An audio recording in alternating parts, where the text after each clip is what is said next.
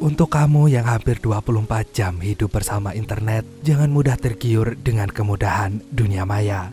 Karena jika kamu gak hati-hati, identitasmu bisa dicuri dan dimanfaatkan untuk melakukan penipuan maupun kasus kejahatan lainnya. Jadi tetap semangat buat kamu yang lagi berjuang. Selamat nonton dan selamat beristirahat.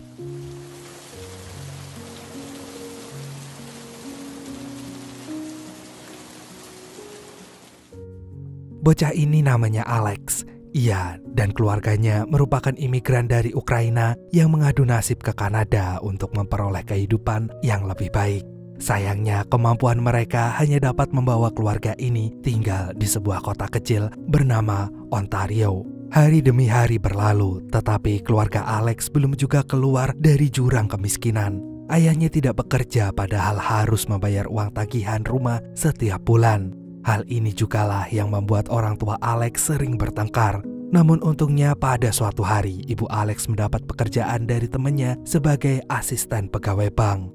Untuk menunjang pekerjaan itu, ibu Alex diberi seperangkat komputer yang diam-diam sering dimainkan oleh anaknya. Secara nggak langsung, Alex pun mempelajari situs-situs internet sampai ia mendapatkan uang dari sana. Karena ekonomi keluarganya yang tidak segera membaik, Alex pun mengumpulkan uang itu untuk persiapan biaya kuliahnya. Permasalahan keluarga Alex semakin buruk. Kedua orang tuanya semakin sering bertengkar, sehingga Alex lebih banyak menghabiskan waktunya di luar rumah. Suatu hari, ia mendengar berita tentang komunitas hacker dark web yang dipimpin oleh seorang dengan nama Z. Komunitas ini berhasil membajak bank yang dampaknya dapat mempengaruhi harga saham di dunia. Namun saat ini Alex tidak memberi perhatian lebih pada berita ini. Dan esok paginya ketika Alex pulang ke rumah, ia melihat ibunya sedang menangis sedih. Ternyata ibunya telah dipecat dari bank sehingga mereka akan kesulitan melunasi tagihan rumahnya. Hal ini menandakan jika mereka akan menjadi gelandangan karena kehilangan rumah.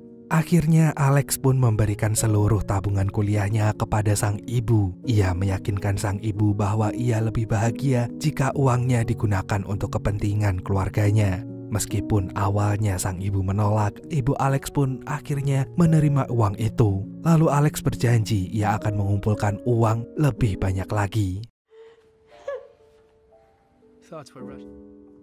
Akan tetapi sejak saat itu Alex membenci bank karena telah memecat ibunya. Ia merasa bahwa bank telah merusak semua rencana masa depannya, dan oleh karena itu ia harus kehilangan seluruh tabungannya. Padahal waktu kuliah sudah semakin dekat. Namun tiba-tiba Alex teringat pada komunitas dark web yang berhasil membobol sistem bank. Ia pun berniat untuk bergabung dalam komunitas itu. Tapi untuk menjadi anggota di sana, ia harus menjalankan satu syarat, yaitu mencuri identitas seseorang melalui kepemilikan kartu ATM. Oleh karena itu, Alex mengincar temannya yang kaya raya sekaligus menyebalkan di sekolah sebagai korban pertamanya. Dan ternyata hal itu cukup mudah sehingga Alex berhasil bergabung dalam dark web ini. Akhirnya ia pun mulai mencari uang melalui situs tersebut. Yes, I leaked the information to dark web and look for it.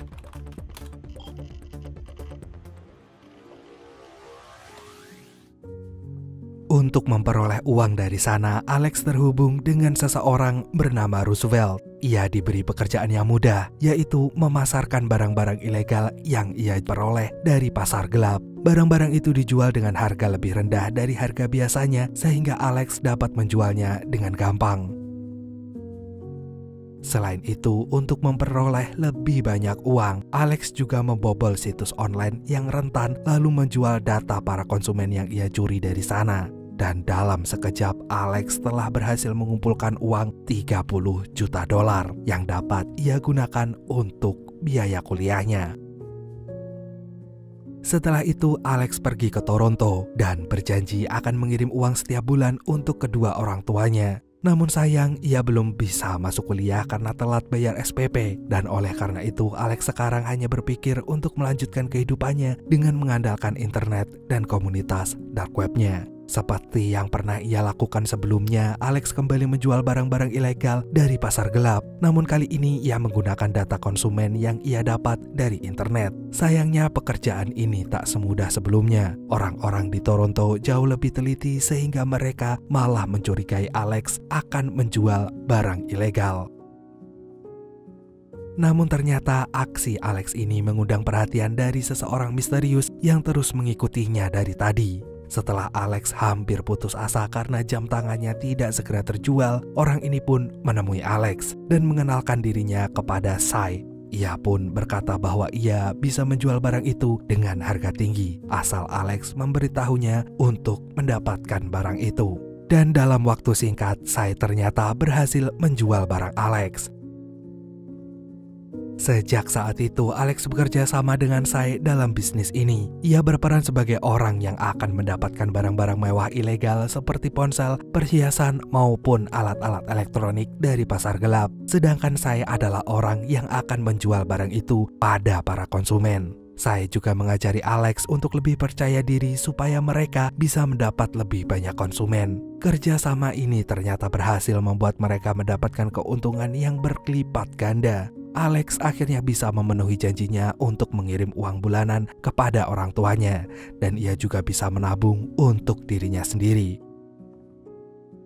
Beberapa bulan kemudian sudah tiba waktunya Alex untuk masuk kuliah. Namun karena Alex mengingat keinginannya untuk balas dendam kepada bank melalui komunitas dark web, ia pun meninggalkan kuliahnya dan memilih melanjutkan pekerjaannya. Akan tetapi untuk yang satu ini, Alex akan menjalankan rencananya dengan lebih serius. Ia mengincar para pegawai bank yang korupsi untuk menghukumnya karena telah membuat sistem perbankan tidak adil. Di sini, Sai juga berperan penting karena ia memiliki banyak kenalan untuk menjalankan rencana Alex. Hal pertama yang dilakukan adalah menggunakan black card milik pria Kolombia yang merupakan pegawai bank, lalu menguras habis uangnya di sana. Namun Alex sudah mempunyai feeling jika aksi mereka berbahaya, tapi saya meyakinkan Alex bahwa mereka akan berhasil melakukannya. Malamnya, Alex pun memberanikan diri untuk menyamar lalu menarik uang tunai dari black card itu. Meskipun awalnya merasa tegang, namun ternyata Alex bisa melakukannya dan mereka berhasil mendapatkan banyak sekali uang. Setelah itu mereka berpesta untuk merayakan keberhasilan itu. Namun esok harinya Alex kembali melanjutkan rutinitasnya di dark web dan menemukan kantor bank ibunya dulu. Ternyata bank itu masuk dalam daftar kantor yang mudah dibobol sistemnya. Akhirnya Alex pun berencana untuk merusak sistemnya supaya kinerja bank itu bisa terganggu selama berminggu-minggu.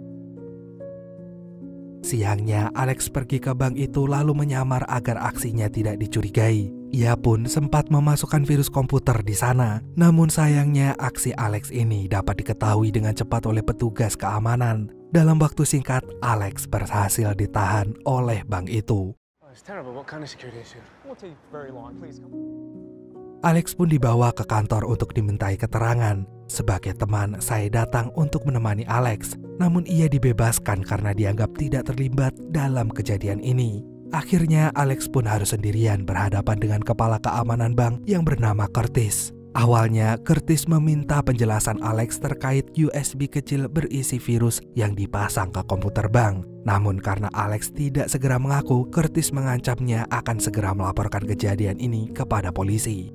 Setelah mendengar ancaman ini, Alex pun memberi tawaran lain. Ia menjelaskan bahwa ia tidak berniat untuk melakukan penipuan maupun pencurian. Ia justru memberitahu bahwa sistem cyberbank ini sangat rentan sehingga mudah dibobol. Makanya Alex menawarkan untuk memperbaiki sistem bank secara gratis, asalkan pihak bank tidak akan membawa perkara ini ke kepolisian. Akhirnya negosiasi ini pun berhasil sehingga Alex dibebaskan dari sana. Ternyata tindakan Alex ini berhasil mendapat perhatian dari para hacker di dark web. Mereka menganggap Alex cukup berani karena biasanya para hacker hanya melakukan aksi ini dari jarak jauh. Esok paginya Alex tiba-tiba mendapat undangan dari seorang perempuan yang bernama Kira. Ia ingin bertemu dengan Alex karena terkesan dengan aksinya ini. Keesokan harinya, Kira dan Alex pun bertemu. Setelah mereka kenalan, ternyata Kira merupakan anggota dark web yang khusus menangani kasus perbankan. Di sini ia mengajak Alex untuk bekerja sama demi mendapat perhatian Z sebagai pimpinan dari komunitas ini. Sementara itu, di sisi lain, Sai ingin mereka bekerja sama karena ia yakin jika Kira bisa membawa keuntungan lebih besar untuk bisnis mereka. Setelah mendengar saran dari Sai, Alex pun menyetujui kerjasama dengan Kira. Tanpa disangka, Kira ternyata memiliki jaringan yang sangat banyak. Ia punya banyak cara untuk membuat kartu kredit palsu dan menggunakan data yang dijual di dark web. Mereka pun melakukan aksi penipuan di banyak tempat dan semakin banyak melakukan transaksi barang-barang mewah dengan menggunakan sedikit penyamaran. Namun lama-lama saya merasa ada sesuatu yang aneh dengan Kira. Orang-orang yang selama ini bertransaksi dengannya bukanlah orang yang mereka kenal. Kira bahkan tidak bisa menjelaskan siapa orang-orang itu. Selama ini hanya memperoleh banyak uang untuk mereka bertiga. Meskipun awalnya saya tidak masalah dengan hal itu, namun lama-lama ia penasaran dan ingin mencari tahu latar belakang Kira.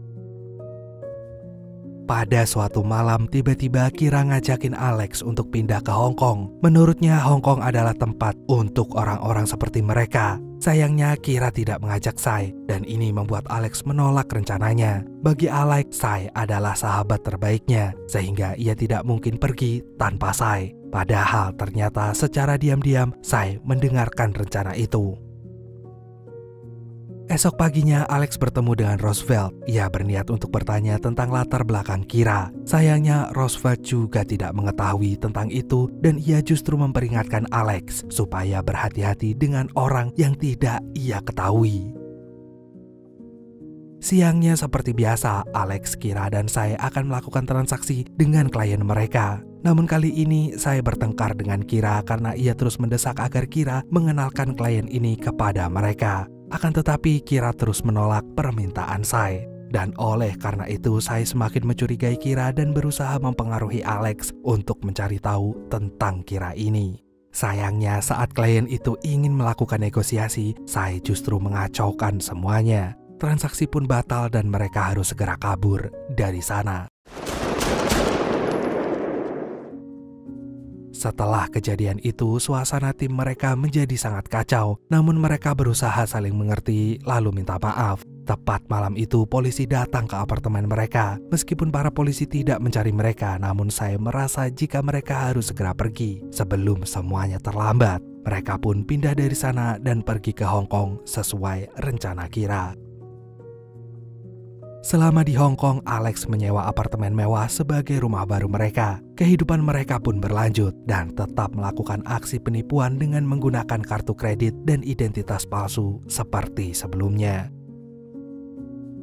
Semakin lama, mereka semakin mudah mendapatkan uang. Saya pun lama-lama berubah dan merasa semakin tergiur dengan kekayaan. Sementara itu, berbanding terbalik dengan Alex, ia justru merasa telah berbeda dari rencana utamanya untuk balas dendam. Mereka justru sibuk mencari uang tanpa sekalipun membuat rencana untuk merusak sistem bank seperti niat mereka awalnya. Oleh karena itu, Alex ingin mendapatkan perhatian Z supaya pimpinan dark web itu bisa membantunya untuk melakukan rencana ini. Namun Sai tidak memperhatikan rencana Alex. Ia memilih sibuk untuk menikmati uang yang telah mereka dapatkan. Dan ternyata hari ini adalah hari ulang tahunnya.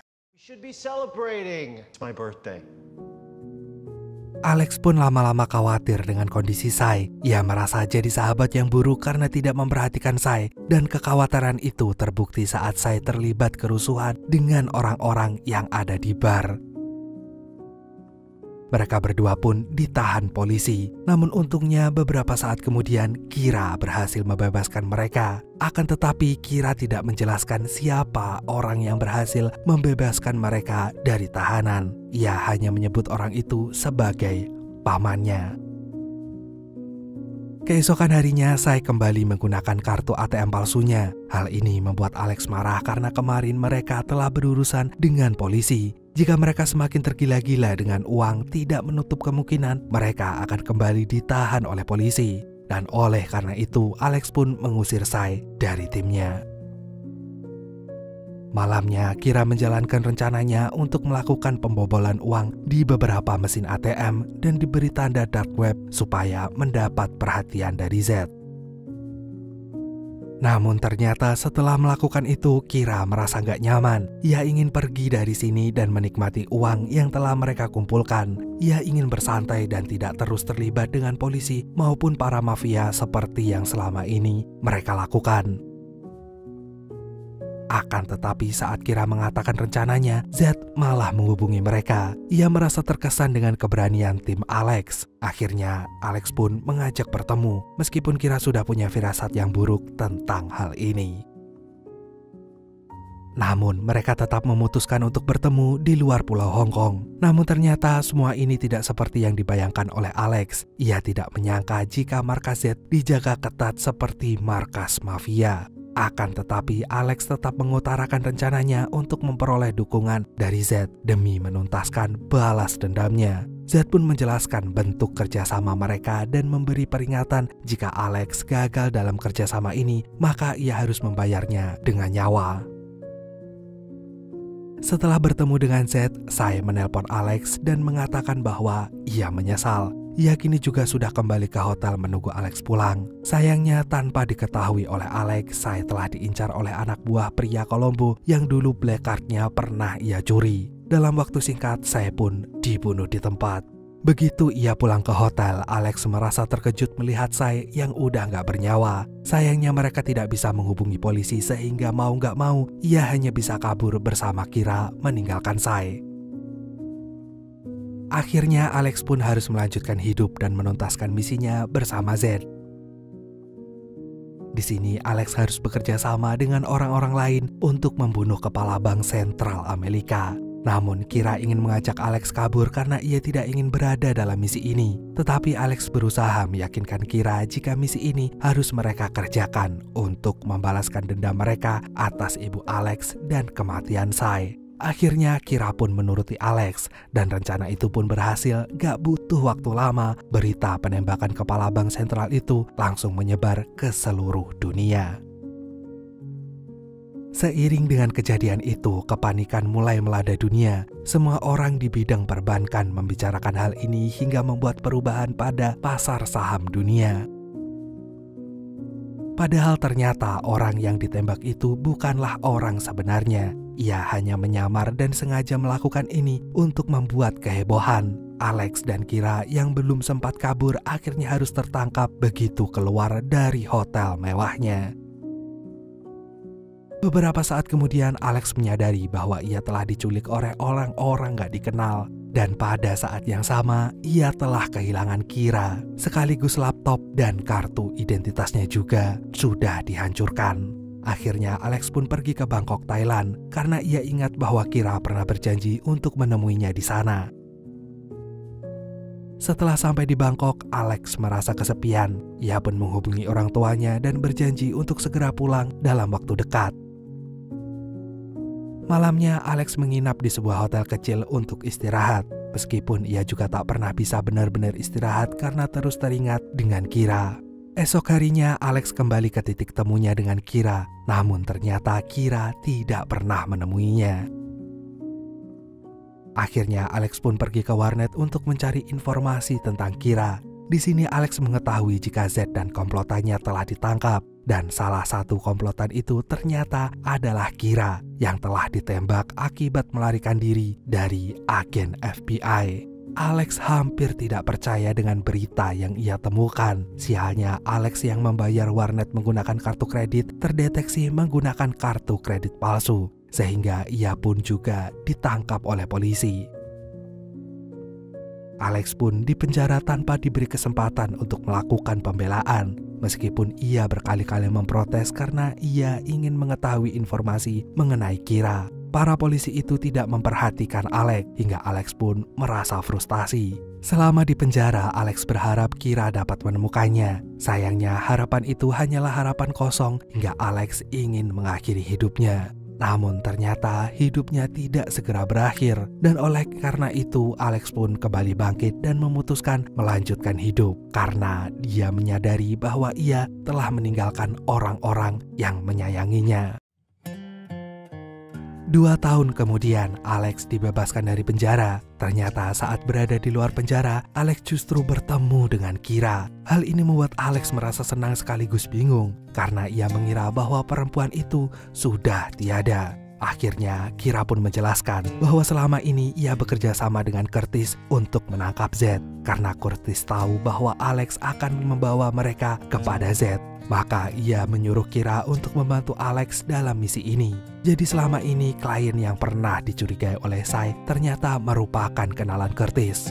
Ia juga minta maaf telah membuat Alex menunggu sangat lama karena ia juga sedang diawasi setelah penangkapan Z. Namun kali ini Alex dan Kira sudah bisa hidup tenang, dan untuk sekarang Alex ingin melanjutkan hidupnya dengan penuh kejujuran. And I want you to know, was letting you in from that moment.